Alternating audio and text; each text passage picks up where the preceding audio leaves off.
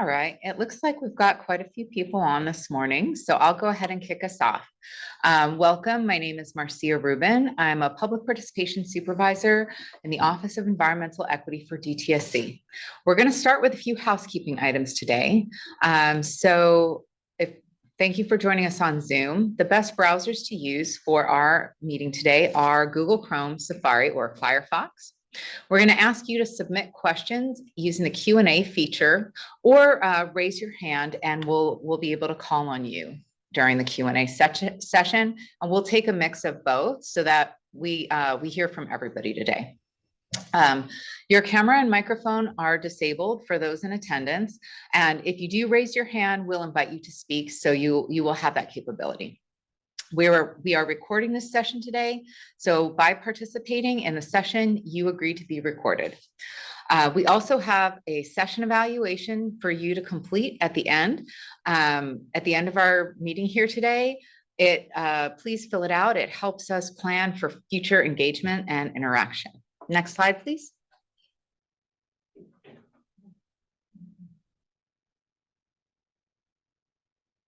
Okay. So our hazardous waste management plan has a web page on the DTSC website.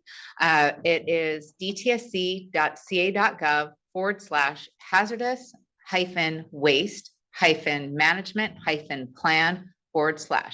That page contains all of the information on our work here today, the report itself, ability to comment, and a button to sign up for our e-list. So if you want to stay up to date on our progress, please sign up for our e-list. You can also email us and we'll respond to any inquiries or information that you want to share with us at dtsc_hwplan@dtsc.ca.gov.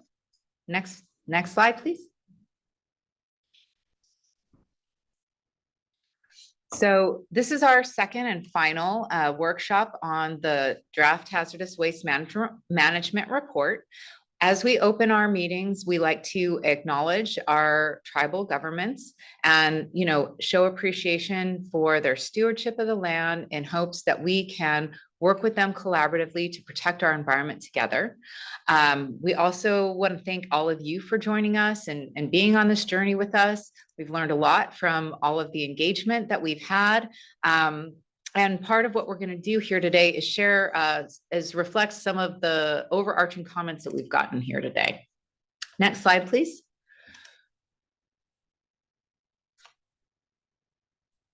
So we'll review our previous work, describe all the accomplishments we've had in this past year and what we're looking towards now that we're in the process of finalizing this plan and what we're going to do in the next couple of years as we work toward developing the hazardous waste management plan. Our workshop last month reviewed the report in detail, so we're covering a few different topics here. We want to give you a quick review of what the hazardous waste management plan team has accomplished, review some of the feedback that we got in our workshop. And, also we've gotten a lot of emails, had conversations with people. So we want to kind of give you a summary of that. And then we're going to outline our requirements for the first hazardous waste management plan. Now that's due in March of 2025. So finally, we're going to discuss the next steps for the report and the plan. And with that, I will invite Sean Browning, one of our hazardous substance engineers on the team, to walk through our background. Wonderful. Thank you, Marcia. In 2021, Senate Bill 158 was approved and made changes to Health and Safety Code 25-135. The changes required the department to complete hazardous waste management reports that will feed information into the hazardous waste management plan. Both hazardous waste management reports and plans are due every 3 years. We've covered a lot of ground over the last year and a half, and we utilized prior work completed in the Community Protection and Hazardous Waste Reduction Initiative to help guide the start of our data collection and other research. We collected and analyzed available information related to hazardous waste generation, transportation, treatment, and disposal. Now, while we were collecting information, we were reporting out our findings during the 3 workshops held over the summer of 2022. We received comments and were able to utilize some of to help inform pieces of research. Release of the report marks the beginning of a renewed and forward-thinking conversation about the way in which Californians generate and manage hazardous waste across the state. Next slide, please.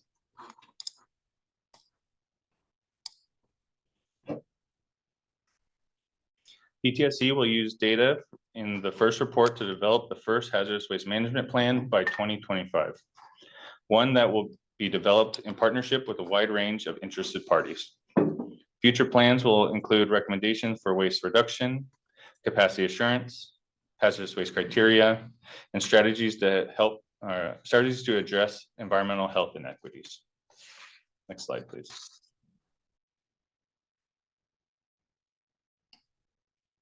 As a reminder for everyone that has been walking with us on this journey, our hazardous waste management report is located on our website, seen here. You can also see on our website, we have provided links for your public comments. We have been receiving your comments and thank everyone thus far. Next slide, please. And many of you have already seen this before, but here's an image of what you'll see on our website. We have a full copy of our report, as well as each of the 9 sections broken out, including its tables and appendices. Next slide, please. Now let's discuss a little bit on how we got here today. The unit was formed at the end of 2021. We began by staffing up and identifying and obtaining access to sources of information that we could use to inform the report. Over the summer of 2022, 3 workshops were held on specific topics covered in the report. These 3 workshops were on universal wastes, manifested hazardous wastes, and hazardous waste transportation. Recording of all 3 of these workshops are available on the Hazardous Waste Management Plan website. Following those workshops, we were able to draft the report and to begin review. The draft report was released on July 17th, and that was the start of our 60-day feedback period that we're currently in now. Last month, we held the workshops that summarized all of the contents of the draft hazardous waste management report, and the recording of the workshop is also posted on our website. Numerous briefings and discussions have been held with stakeholders, including advocates, the regulated community, legislature, the governor's office, the Board of Environmental Safety, and local government organizations. The report was also presented at the annual Coupa conference, as well as the July BES meeting. The feedback period for the first report closes in just a few days on September 17th. We received many of your comments during the first workshop and are considering those as well as others that were received outside of the workshop. Next slide. The main themes of the comments received center around our 5 areas of focus going forward towards the plan: environmental justice, waste reduction, capacity assurance, waste criteria, and education. The majority of the comments we received have been about the plan and not the report's contents. We have received some technical feedback for the report that have been considered for revisions. For example, one commenter indicated that we needed to change our wording, stating that generators directly upload information in DTSC's hazardous waste tracking system, also known as HWTS. Generators' access to HWTS is quite limited, so the report will be revised to indicate that generators do not directly enter this information. Another commenter pointed out that our table of contents would be helpful. The report did have a table of contents, but it got accidentally deleted during the accessibility check, so we've added it back. We've also received feedback that environmental justice issues need to be more prevalent in our discussions because they have shaped the current state of hazardous waste management. We are working to incorporate this feedback, but it will mostly be considered going forward for our plan rather than for revisions of the current report. One of our primary takeaways is that stakeholders want us to examine the opportunities for the reduction of contaminated soils, generation, as well as a look at issues surrounding its disposal. This consideration is strongly connected to having more of a focus on impacts to the surrounding communities. However, some community priorities are conflicting. People may want the contaminated soil left, or some may not want the contaminated soil left in their communities or shipped to other communities. We are reviewing these concerns and are working to better understand the opportunities for additional waste reduction. Capacity assurance is another area we've received feedback in and is going to be an important aspect of the hazardous waste management plan. If California does not have the capacity in state, then more hazardous waste will be shipped out of state. This was demonstrated in 2008 when Kettleman Waste Management Facility was approaching capacity and limited acceptance of hazardous waste sharply, while DTSC was reviewing a request for an expansion permit. This corresponded with an increase in hazardous waste sent out of state, which continued even after Kettleman landfill resumed its hazardous waste intake. Another piece of feedback that we received is that we need to consider education as one of our goals, which we agree with. For example, one commenter mentioned that it would be helpful for the public to better understand what hazardous waste is. We are working to obtain additional resources that will assist in these types of public outreach and engagement efforts. Next slide, please. The hazardous waste management plan will serve three purposes. First, it will be a comprehensive planning document for hazardous waste management in California. Second, it will be a source of information for state and local hazardous waste management efforts.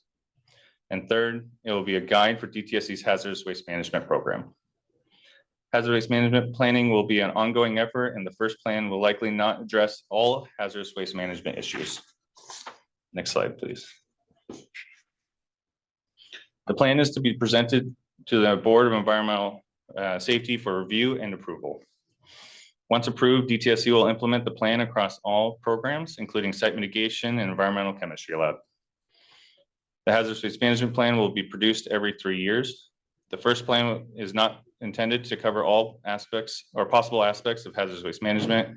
The creation of the plan will be an iterative process, and continuous stakeholder feedback will be needed so the plan can evolve and improve as hazardous waste management and its management practices is also evolved and improved. Now I can turn it over to Kayla. Thanks, Sean. Next slide, please. Thanks. Let's go over some of the statutory requirements of the plan and how we're going to be working to address them. The first requirement of the plan is to establish a baseline of the amount and types of hazardous waste generated in state, and to use this baseline to draw recommendations for hazardous waste reduction. The baseline amounts of hazardous waste generated in state were already determined in the hazardous waste management report. Next slide, please. We are using the information from the report to examine the reduction potential of current waste streams. Since it's the top waste stream by weight, contaminated soil is our first area of focus. We are going to consider the sources of contaminated soil and evaluate opportunities for reduction. Our initial analysis of the contaminated soil generation data indicates that over 50% of soil is likely generated from construction projects, such as a wastewater treatment plant upgrade project in San Francisco. DTSC has little control over construction projects. The remaining soil results from cleanups, but DTSC has limited legal authority to control the methods used, provided the cleanup meets standards. DTSC's Site Mitigation Group has formed a Treatment Technology Council that is looking to encourage contractors to thoroughly evaluate use of remediation technologies and to assure that the cleanup approach is considerate to the community. This evaluation may not result in a significant reduction in contaminated soil generation, but is focused on addressing community concerns and impacts. The constituent contaminating the soil will determine what remediation methods are possible. The time and expense of these methods must be compared when selecting which cleanup method will most effectively manage harms. DTSC has to ensure that even cleanups it controls do not result in cleanup project delays, which would result in additional impacts to the community. As an example of a situation where soil removal may be necessary, the Community Protection and Hazardous Waste Reduction Initiative showed only limited effectiveness for soil washing for lead-contaminated soil taken from the area surrounding the former Exide Technologies battery recycling facility. Next slide, please. The current application of the hazardous waste management hierarchy should be prevalent when determining hazardous waste reduction goals. It's important to remember that while manifested waste is visible, the amount of hazardous waste that is never generated due to pollution prevention practices already in place is unknown. Some information might be available on specific projects that quantified hazardous waste reductions, but other waste reduction may never be recorded. Also, a large amount of hazardous waste is treated on-site and therefore is not manifested off-site.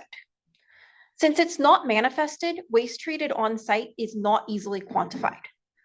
Our review of waste treated on-site is still ongoing, but currently estimates that over 12 million tons of waste is treated or recycled on-site yearly. This is significantly larger than the approximate 1.5 to 2 million tons of waste that is manifested off-site yearly. Some of the manifested waste is also treated or recycled instead of being disposed of. This is evidence that the hierarchy is being utilized at every stage of the waste management process, from generation to ultimate disposition.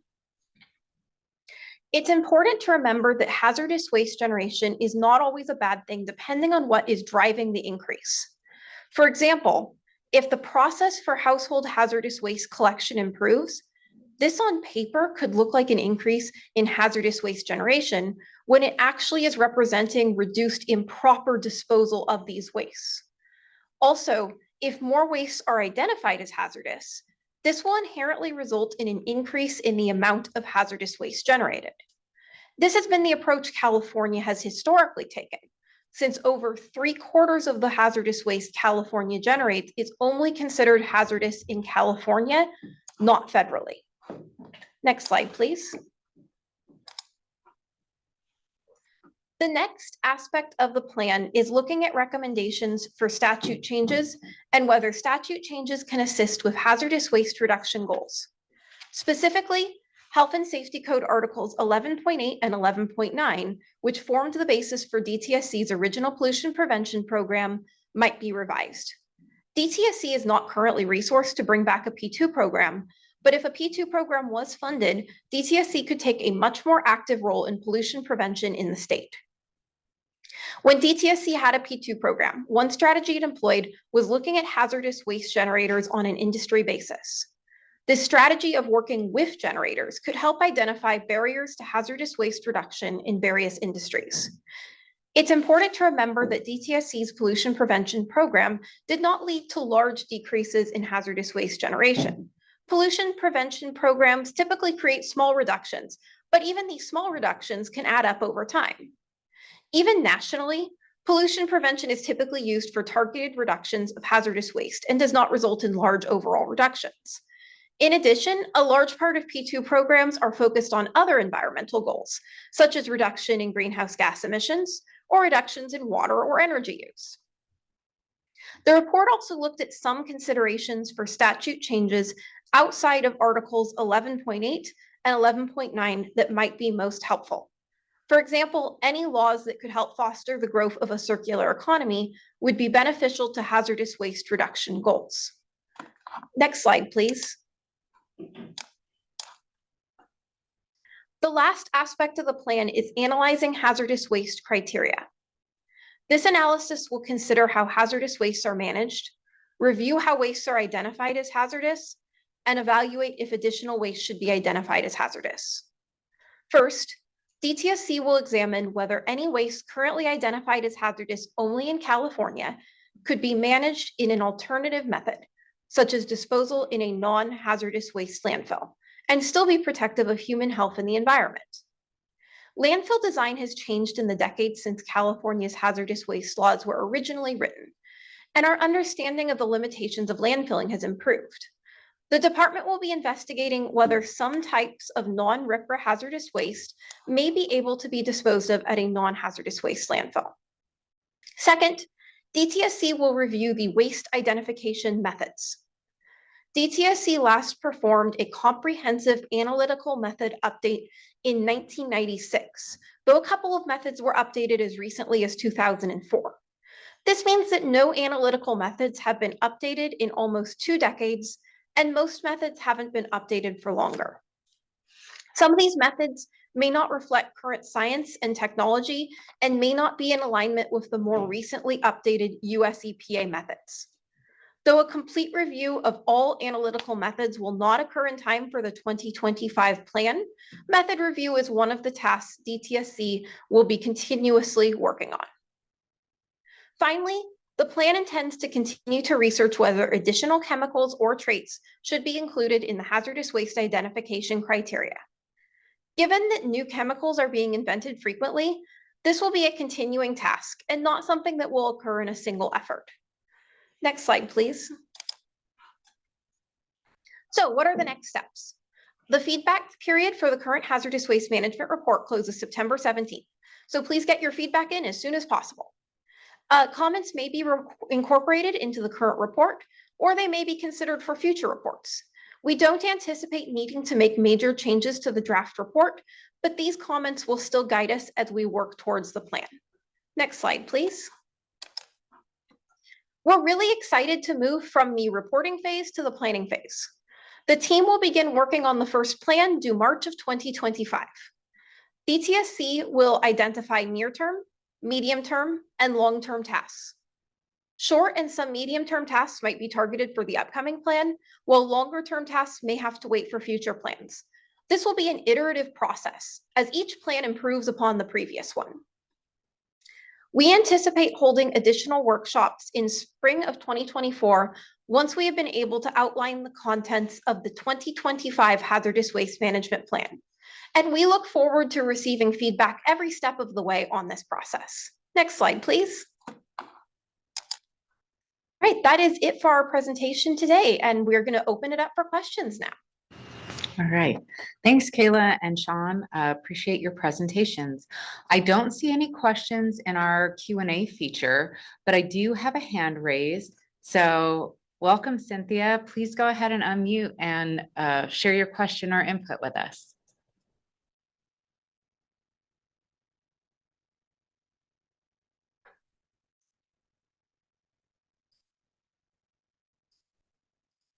You should be able to unmute, Cynthia.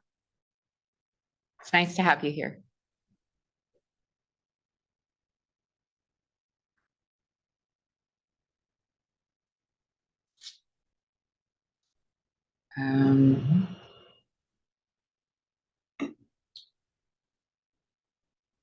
It looks like I see your hand raised and you should be able to unmute.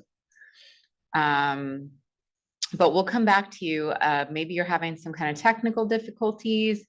If there's some way we can help you, y'all are able to contact us in the chat. So if you're having some problems, go ahead and chat to your hosts, and we'll try to help you work that out.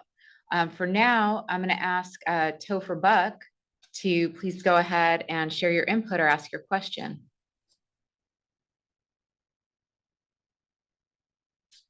And Topher, you should be able to unmute as well. Yes, I can unmute. I'm sorry, I didn't Great. have a question or comment. I'm not sure how I Okay. Why your hand is raised? Okay. Yes, I'm All right. sorry. My apologies. All good. Thank you for joining us. And it looks like people are able to unmute. So thank you for being our tester out there. You're very welcome. Okay.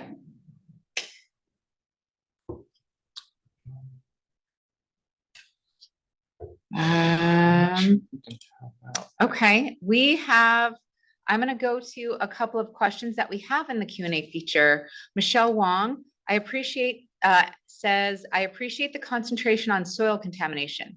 What other methods are you considering other than excavation and removal to other sites? We're going to answer this live, so that will move to the answered portion of the Q&A feature. Sure. You want to go ahead and take that, Ryan? I can go ahead Great. and take that. Okay. So other methods other than excavation and removal are fairly dependent on the contaminant type. There's a number of, I've heard termed alternative management or alternative treatment technologies. Some of them are things like soil washing. And depends on the contaminant type. Our group is going to be sitting in with others, specifically in our remediation group or the site mitigation. And the Treatment Technology Council is going to be formulating a few different approaches. And so specific methods, I think those will be determined over time based on site characteristics, contaminants, and that sort of thing. So I hope that answers your question, Michelle. But there's numerous types of technologies that can be looked at, but they have to be considered as a whole, and how effective they will be, how much time it will take, for example, are a couple of the considerations. All right, thanks, Ryan. We have another question asked anonymously regarding stakeholder engagement. So our attendee asks, in terms of stakeholder engagement moving forward, should we wait for upcoming workshops or engage with the department directly prior to the workshops? For example, if we are interested in California only hazardous waste criteria, will there be a workshop specifically on that to help inform the plan? We're going to answer that live as well. And I would say that you can reach out directly. That's why we have, that's why we have the email address. We're all here today. There's a comment form as well. If you feel like we should have a specific workshop for that, we're open to the input. Every workshop we design is based on the input that we're receiving. And we want to make sure that that everyone who's a stakeholder in this process is as much a part of it as we could be. So if you want to engage prior to the next workshop, and that's going to be in spring, but if you have information now, we're certainly open to dialogue and meeting and having a discussion, because this is where we get into that planning phase. So your engagement is going to be crucial. So if you want to engage before, please go ahead, send an email, and someone on our team will reach out to you and set something up to facilitate that discussion. Thanks for the question. All right, Michelle. Would love to see workshops on Michelle Wong again. Thank you for your active participation, Michelle.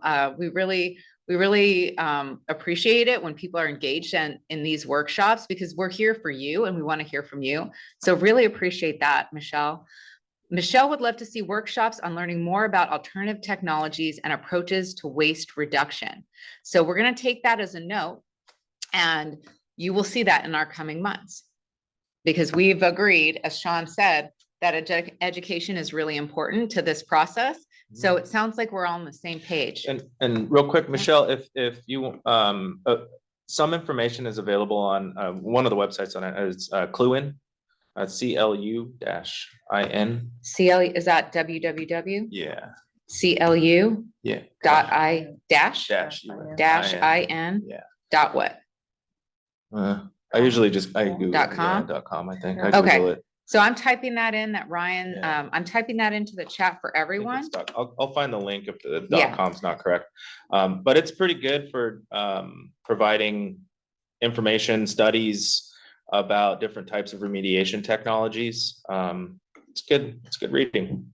So that's a good resource for you there. All right. So if the one I typed in isn't correct, Ryan will have it before the end of the meeting, because the web is amazing like that.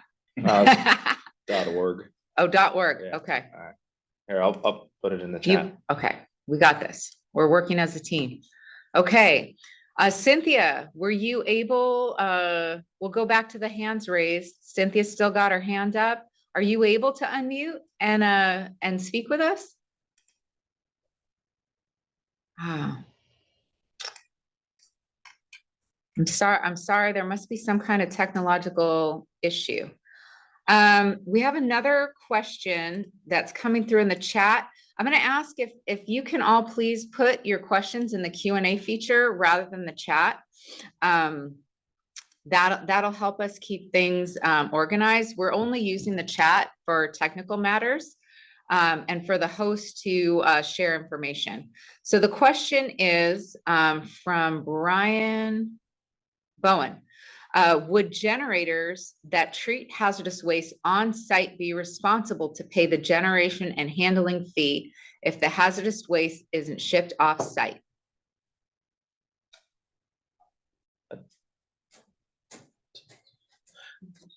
I think that's a good question. Brian, I don't know that we have an answer for that now. We'll have to come back to our We have to consult with our fees. Yeah, we'll have to talk to the fees unit and talk about that. Okay, so we're gonna take down, Brian, we're gonna take down your note. We're gonna have a conversation with the fees unit. And because you signed up for this webinar online, we should be able to contact you via email. So we'll be following up with you on that. Hope that works for you. All right, Cynthia, we're gonna try again. I see you've logged on, hopefully from a device that will let you unmute. Oh, it looks like it's working.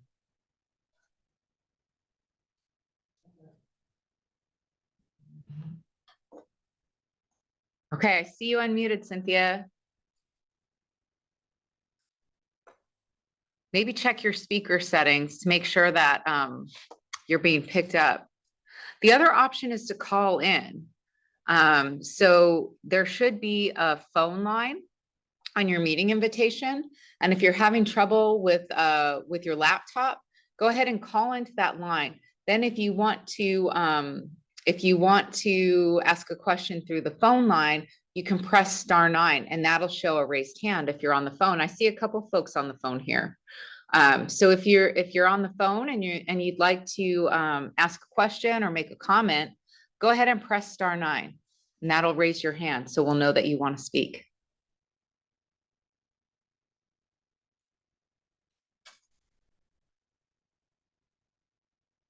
Okay. Until we hear from Cynthia, we will go to the Q&A feature, which we have another anonymous question. Why is contaminated soil and or construction demolition debris outside of DTSC's jurisdiction, especially if it contaminated above the Title 22 metals? Did I hear that correctly? So, Sure. Okay, thanks, Ryan. Yeah. It's so the generation of it is, I think what we were saying was the generation of it is for construction. Sorry, let me start. Outside of our control. Yeah, it's outside of our control. So what we were looking at was what are the opportunities for reduction? And that's something that we're continuing to look at now. And what we have are two main sources of contaminated soil. You have contaminated soil that's generated from construction projects. The one that Kayla used in the example was a public utility in San Francisco that's doing a wastewater treatment plant upgrade, and they're generating soil, and that's from our understanding was they're drilling borings for piers for seismic purposes to support buildings. That soil comes up and it has to go somewhere, and so they test it. Well, it's above the regulatory limits for metals, and it's typically non-RCRA. And so that is that's contaminated soil that gets generated from a construction type of project. So we don't have much control over those types of projects. We don't have control over the project, but we do have regulatory control over the soil that exceeds our regulatory threshold. Yeah, so if it exceeds the regulatory thresholds, it has to be managed appropriately. And so that's kind of where that split is. Then in the there's a little bit more control of the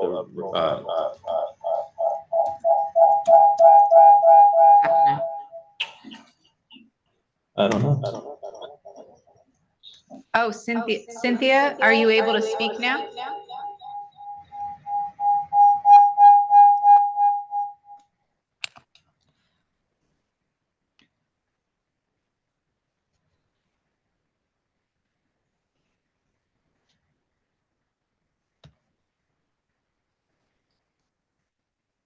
Yeah, Cynthia, we can hear you if you're trying to speak. I'm just gonna sign off and sign back.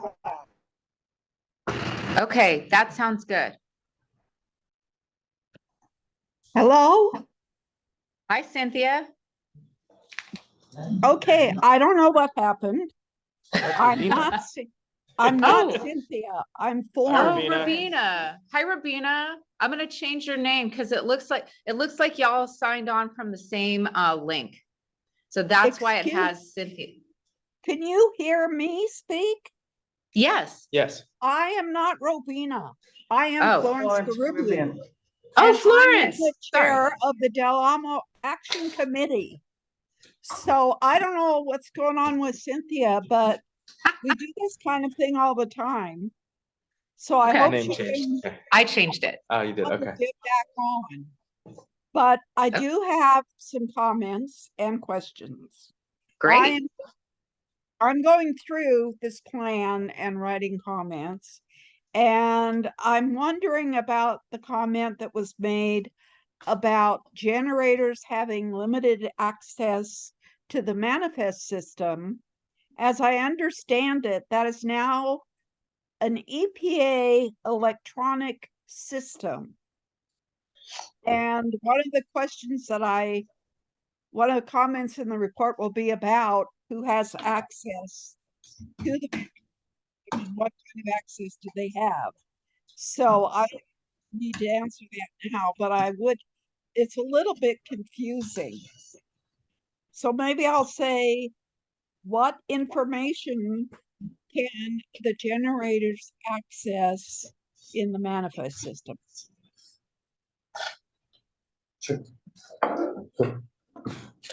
Sure, I can take a first crack at that. Yes, as you discussed, there's now the e-manifest system. I believe that launched the summer of 2018, but I may get corrected on that. On the Oh. webpage, it says 2006. The e-manifest system, that was more recent though. Well, Yeah. there was a press release. I got the information from DTSC saying it was 2006. Okay, yeah, well, maybe we can follow up and understand the Yeah. differences. I believe we adopted in 2018, and that got released from EPA, and I think all states were forced to adopt at that time, but we can maybe see the differences. And then all the manifest data, both prior to e-manifest and in e-manifesting, ends up getting recorded with RCRA info, which is the US EPA system to document and control and understand all the hazardous waste that is being manifested throughout. And then with the hazardous waste tracking system is DTSC's system to be able to understand and capture all the information that's on those manifests. So if any generators or the public want to look at hazardous waste generation, there is a public facing side of that. You can look up reports. You can also see the actual hazardous waste manifest. Usually there's a PDF copy or another electronic way to be able to look at that. And you'll be able to see all hazardous waste generation in that location. So HWTS is a good source for that. And you should be able to capture both of all the generation. We do find very small amounts of missing information, which I think if you're following our report, we capture that as uncategorized data. But if you end up looking at the manifests, you'll end up seeing them. It's usually some sort of transposed error from the actual hard copies of the manifest onto the electronic versions. So hopefully that helped cover some of it. Yeah. Yes, it does. I do want to make two comments, or it's actually one comment, but I kind of on the same subject. In reviewing the report and discussing capacity, a statement is made that communicating with the communities is going to slow down the process. And there's another statement made about how people who are living in poverty will probably not have any sustainable development. And I read that one this morning, and it's like, what it does is it signals, yeah, we're saying all this stuff about environmental justice, but really the way we feel about it is it's just going to slow everything down. Now, I'm not going to argue that that's the way you're looking at this, but those two statements are really quite problematic. And the other thing I want to say is that as I work on this, And you mentioned that a lot of it is not for the report, it's for the plan. I suspect a lot of our comments will be for the plan, but we'll submit them in as many times as we have to. So what I'm going to do is sign off for a minute and see if that helps Cynthia get on. So thank you very much for listening. You have a big job, and I will go ahead and sign off and then come back on. All right, thanks for joining us, Florence. Hopefully, hopefully y'all can join and be able to participate seamlessly. Yeah, I don't know what's happening, but Yeah, there's always glitches with technology. yeah, I'm just gonna thank you, everyone. All right, thanks, Florence. Thank you. Okay. So while we were having some issues trying to get Florence signed on, Ryan was in the middle of speaking to contaminated metals at construction sites. So I just want to make sure we wrap that up before we move on. We'll go to Marty Walters because Marty raised their hand. Hi, Marty. Glad, I think you came to our last workshop too. Glad that you're back. So Marty raised their hand, and we will go to Marty next.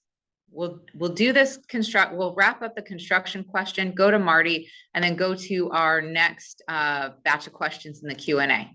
All right, thanks everyone. Ryan? I think I'll try and wrap it up. I think it was pretty, I think it was a pretty clean cut there. Okay. I might have just been rambling at that point. Okay. All right. So we'll call that answered. If it comes up again, we'll revisit it. I'm going to ask Marty to go ahead and unmute and go ahead and ask your questions. Thank you for joining us again. Thank you. Thank you for putting on the workshop. I appreciate it. Can you hear me okay? Yeah. Mm-hmm. Okay, great. I was just going to make a comment specifically on contaminated soil because that is sort of the largest volume, I guess by weight or by volume of hazardous waste that's manifested offsite. And I noted the comment sort of about you're not responsible for construction sites, but I do think that it's important to consider the DTSC as a whole in terms of the way the site mitigation program interacts with the hazardous waste management program. And then of course, with your sister agency, the water boards and their cleanup programs are also generating hazardous soils or contaminated soils that could be classified as hazardous waste. And the thing that to me is also very confusing and can be very confusing for the public is that DTSC has a guidance document out there about reporting contamination, the reporting releases basically, and it's a pretty detailed level set of guidance. And there's a whole bunch of standards that are set for what is considered an elevated amount of contamination in soil that is different from the way that soil is characterized when it's managed as a waste. And I feel that this group, you guys, along with the site mitigation folks, along with the water board, could really improve significantly the understanding of how those work together when there is construction activity and soil is being removed from the site for some reason or another. And I think that I work in the commercial real estate industry quite a bit, and even among the developers and the people who are working on these projects and their consultants included, there is not a clear understanding, even though there's a bunch of guidance out there. There's a bunch of health-based levels set for various kinds of contaminants in soil. The way then that eventually gets managed, that none of that's very clear. And I think it's particularly, if it's not clear to the people who are doing it, it's certainly not clear to the public in terms of how those things interact and work together. And so I would just suggest that this group really work toward clarifying that process and how there are different different sort of levels of engagement that DTSC has with that industry and with those materials.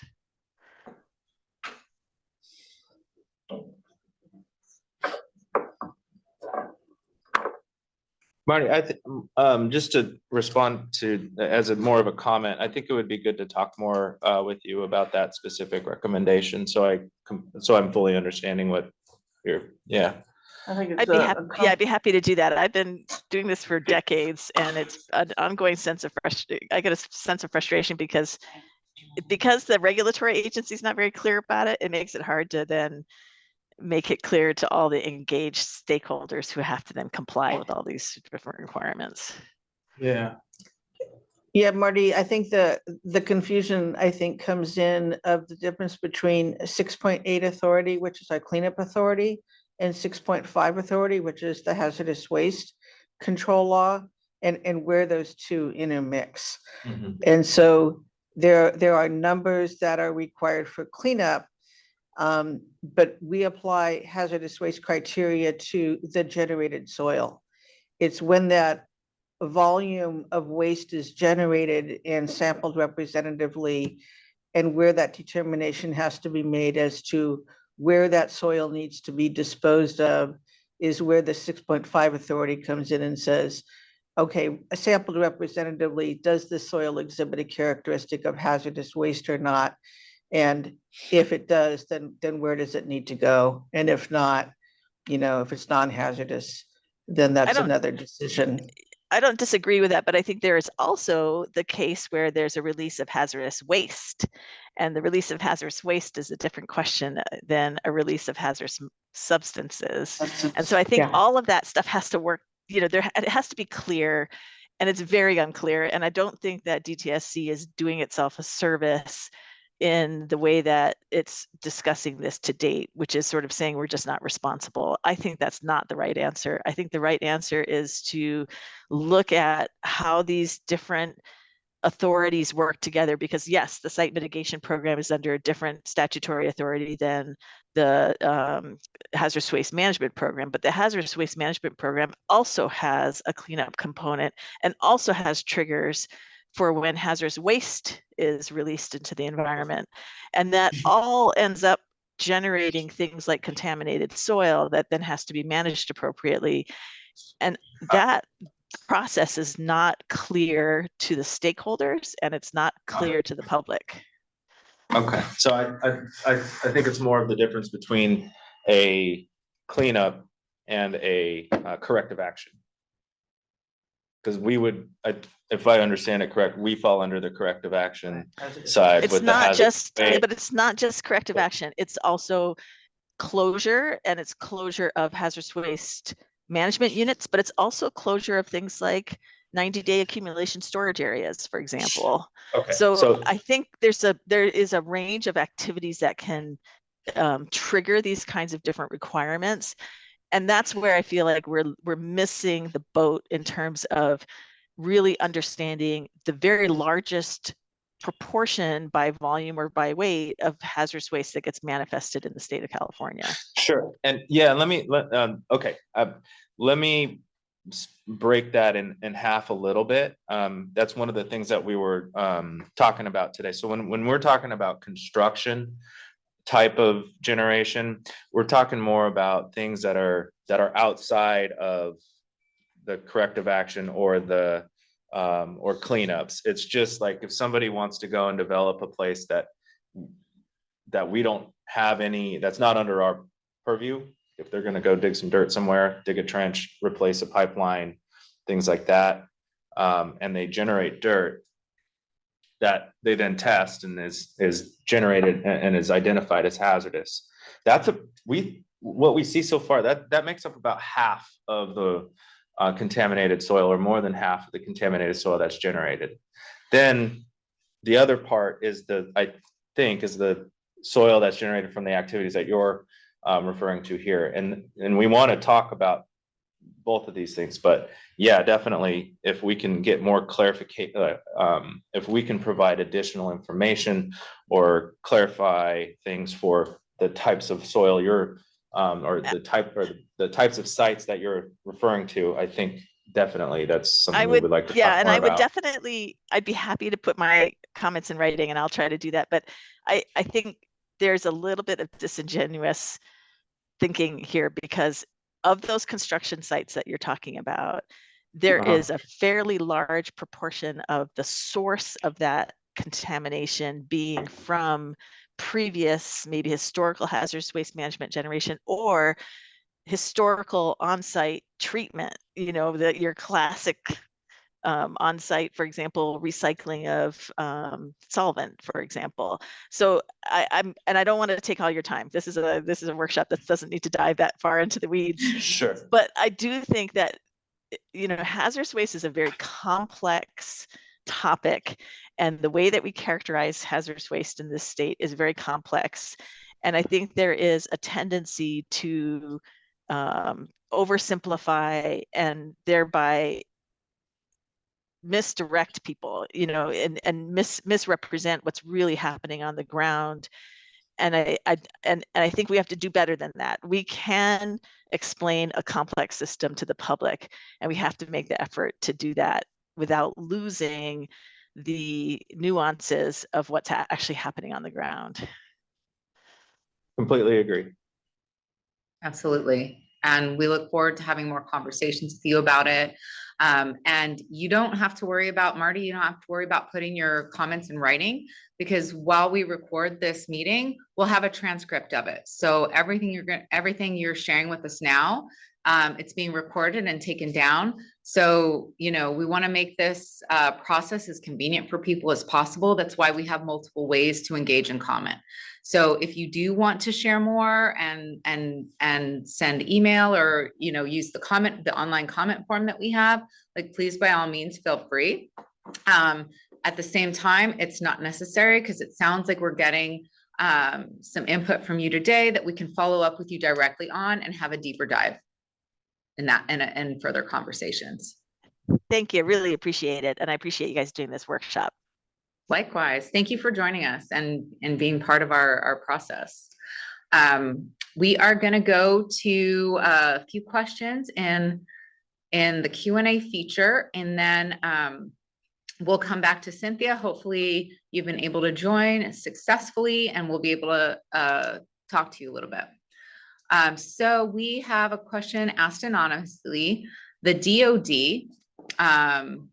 is requiring military bases to dispose of PFAS, contaminated soil, and AFFF in 5-gallon containers, usually by disposal in hazardous waste landfills or incineration or injection wells. Have you seen an increase in requests to dispose of PFAS contaminated soil from California military base? And what are the requirements for PFAS contaminated soil and disposal of AFFF? AFFF. I'm not sure. I'm not sure how we refer to that, but just Yeah. do you want to respond? Sure, I'll take that and do the best I can. So we haven't necessarily seen an increase, and that's because where we look for an increase of hazardous waste would be through our manifest system. PFAS is not a hazardous waste. Therefore, it's not required to be manifested on a hazardous waste manifest. EPA, federal EPA is looking at PFAS and PFOA to potentially identify it as a hazardous waste, but that is long into the future. California, obviously, if that becomes a hazardous waste federally, all states would follow suit. In terms of AFFF, the firefighting foam, the information that we have seen so far is that when the firefighting foam is used on a fire and it's diluted with, you know, water, et cetera, it is not hazardous waste. We do understand and have seen some safety data sheets for concentrated AFFF in fire stations, et cetera, where 5-gallon buckets of AFFF are being discarded or they need to get rid of it for some reason. And those SDSs that we've seen indicate that it would fail the aquatic toxicity test. therefore be a non-recreational hazardous waste. We have heard anecdotally that it's hard to get rid of, and that it has to be incinerated. There is no incineration requirement regulatorily for aquatic waste that fail the aquatic bioassay. We have been talking with our Cooper partners about it, and we've also been engaging with Cali PA on this subject. And internally, we are having a unit within DTSC discuss these questions more in depth with both the Coopers and Cali PA. Thank you for your question. All right. Thanks, Diana. We have another, we have a comment from our anonymous attendee, and that is there was a new federal manifest implemented in 2006, but the electronic manifest system was implemented in 2018. So thank you for that input. We appreciate your all the information that people are sharing with us. Would anyone like to comment on that, or we'll just appreciate the input? Okay, thanks. All right, we'll go to Jordan Wells, then Cynthia Babich, and we'll come back to some more folks in the Q&A feature. This is not a comment. This is a comment, not a question. And we'll be submitting this comment in a letter. On page 28, the report states to encourage a circular economy for these wastes and maintain health and environmental protections, DTSC should further examine challenges and opportunities around this issue in the plan. There is no waste in a circular economy. Therefore, this sentence should be rewritten to read, to encourage a circular economy for these materials and maintain health and environmental protections, DTSC should further examine challenges and opportunities around this issue in the plan. Thank you for your comment, and thank you for submitting it in multiple ways. Okay. Now we will try to be able to have a conversation with Cynthia. Please go ahead and unmute.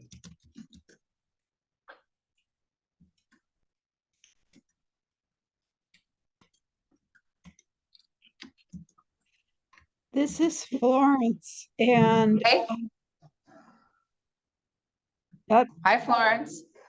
It doesn't look like Cynthia signed on again. It looks like you signed on using her link. then that's where the mix-up is. Yep. And I do want to make a comment about contaminated soil, and that is, I think some of the frustrations in the communities are based on a situation where the community feels that there's a really bad pollution problem, and DTSC comes out and does some sampling, and they say, oh, it's okay, and the community still doesn't think it's okay.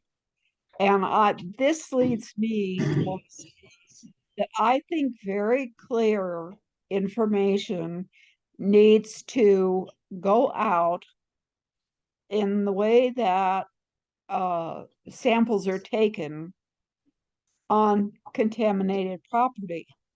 And there ought to be requirements for a certain statistical number of samples that are taken that everybody can understand.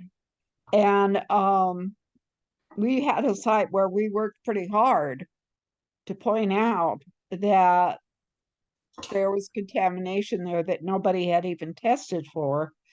And that didn't go very well. So I am now going to say I worked at DTSC for a long time.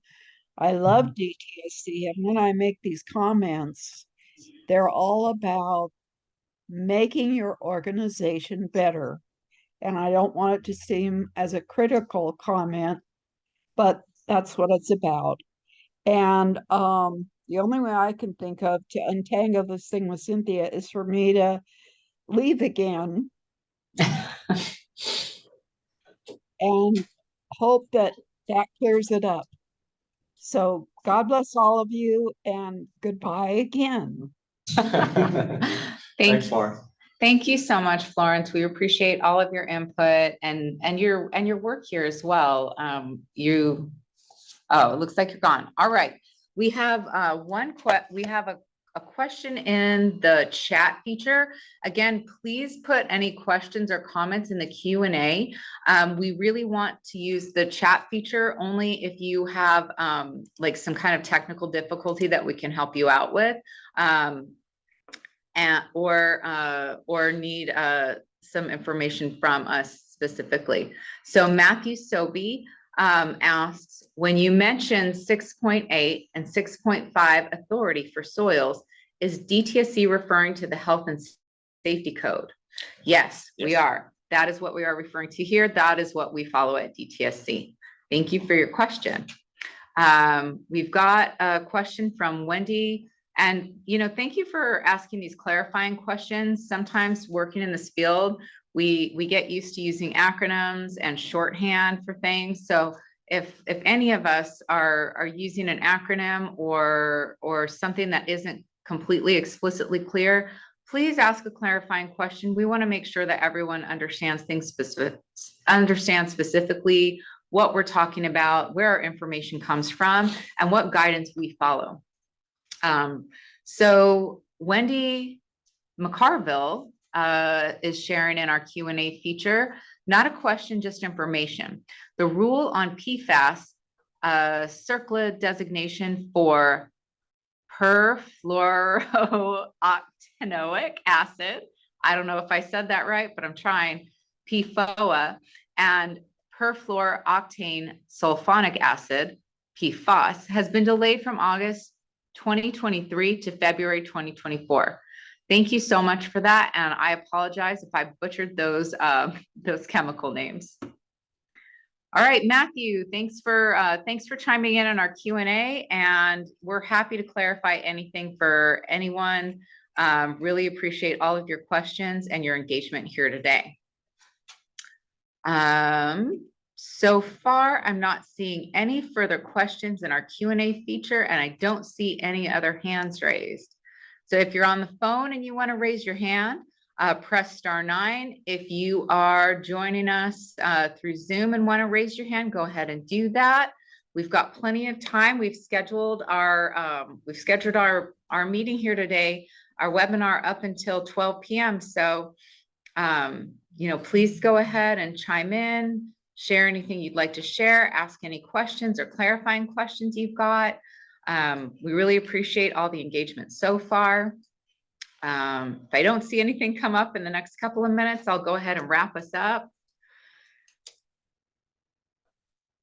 Okay. And Cynthia, if you can hear us, if you're still on, please feel free to submit your questions or comments to us. That would be very helpful. I don't think she's here. Yeah. But Cynthia knows where to reach us. We've been engaged with her and a lot of y'all for quite some time. So, thank you for your constant engagement, your constant work. All of our goal here is to protect people and the environment. So we appreciate everyone joining us. Can you go back one slide, please? I think that's where we have our next steps. Yeah, I think so. So our next steps are to synthesize all of the information that we've gotten on the plan, make sure that we made any changes or incorporated any of the feedback we've gotten today. An anonymous one of our attendees said they would like to see the presentation on SSFL and its cleanup status. You can go to the DTSC has an SSFL webpage that has all the most current information there. So, please go ahead and visit the webpage there. You will see all of the information that we have currently on SSFL on their webpage, and there will be more to come now that the PEIR has been, the Programmatic Environmental Impact Report has been finalized. So our first plan here is it's due in March 2025. That means right now our team is going to synthesize all of the information that we've gotten in these last two workshops, make any final edits to the report that we need to. Once that report is final, they'll move into the planning stage and they'll be outlining that plan. Once they have an outline of the plan, we'll be hosting workshops to start gaining input as we move into developing that plan. So you can look for that in spring of 2024. If you want to get in touch with the team prior to that, all of our information is on the webpage. There's a comment form up there. There's an email address up there. And if you just want to stay up to date, you can sign up for the email list. And with that, I'm going to close this out and thank you all for joining us. Thank you for being on this journey with us. And thank you for all of the engagement, the questions, the feedback that you've given us so far. It's really shaped our plan and we're excited to move into the next steps with you. So I'm going to ask Elsa to end our webinar today and we will see you in 2024, if not before.